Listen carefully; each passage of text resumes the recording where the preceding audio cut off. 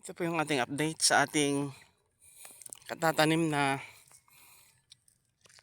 kamatis by SW Seed Dominador F1.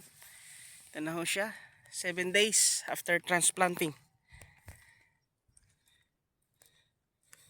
Ito po si Dominador F1. At nagpapalagay na tayo ng lating.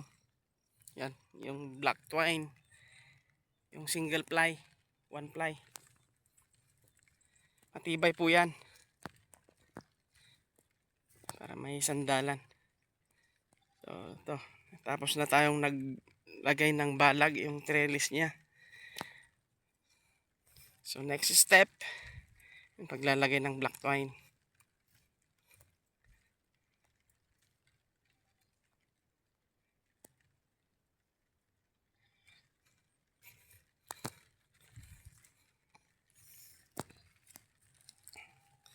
Diyan natin isasampay, tatali yung sanga ng kamatis. Okay. So ito yung update natin kay Mang Domeng. Ano, may mga namatay, huhulip.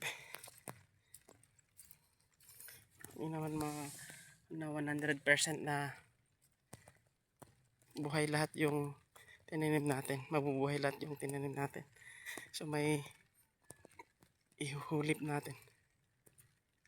Okay.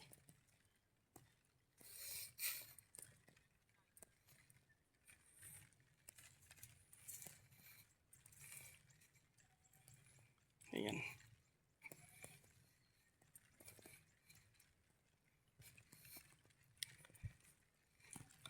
Ito yung pinalagay natin. Gatuhod yung taas ng lating, yung una.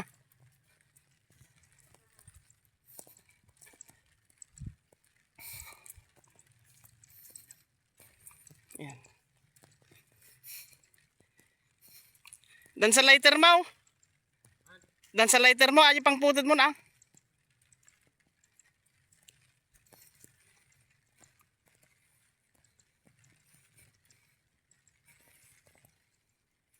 Yun. May pa isa-isang ihuhulip. Ayan. Ano? Grabe yung ulan dito. So, yung orientation ng natin, lupa natin dito pababa.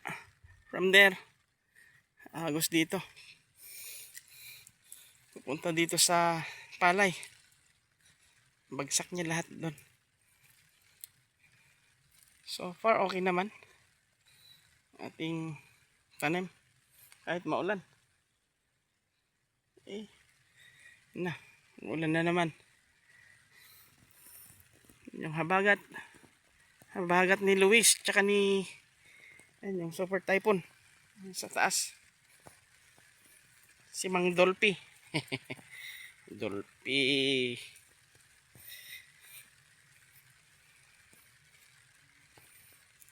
Yan. Okay, happy farming mga ka-LG. Ingat po.